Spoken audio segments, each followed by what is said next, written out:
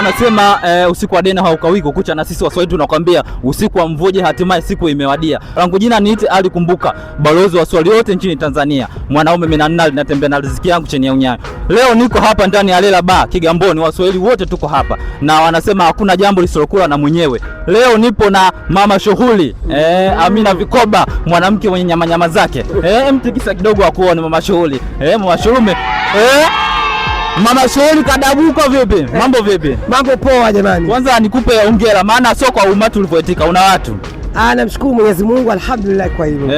Sasa unawaambiaje wana Kigamboni ambao wamekuamini na wamefika hapa, na yule ambaye yuko nyumbani sasa hivi anajishauri niende au nisiende, unamwambia nini? Naomba aje, mvua imekata na kuna watu wamesema hata kama mvua ikinyesha tutacheza na tope. Mimi mwenyewe na tope na kuona kama kawaida tutacheza na tope leo, lakini leo jambo letu lazima tulilolipanga litimie. Lazima litimie. Sisi ni Waswahili. Safi sana. Tuna disco zetu ndio hizi. Mume wako atakutoa lini disco? Disco ndio hii. Alika mume wako kutoa disco ndio hii, njoo jitoe mwenyewe disco.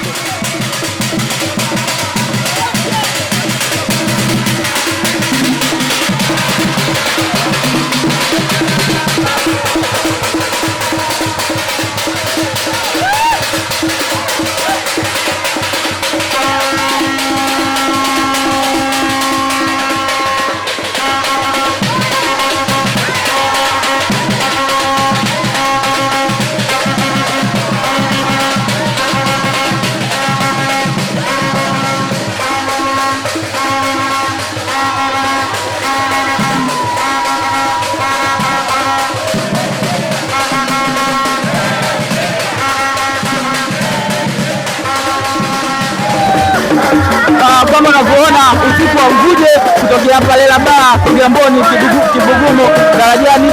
Kama unavyoona timu Kombolela wapo lelelele wamewasili ndani ya usiku wa mvuje, wanasherehekea Kigoma.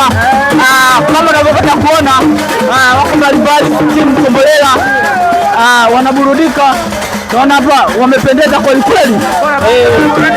Mambo ni lelelele.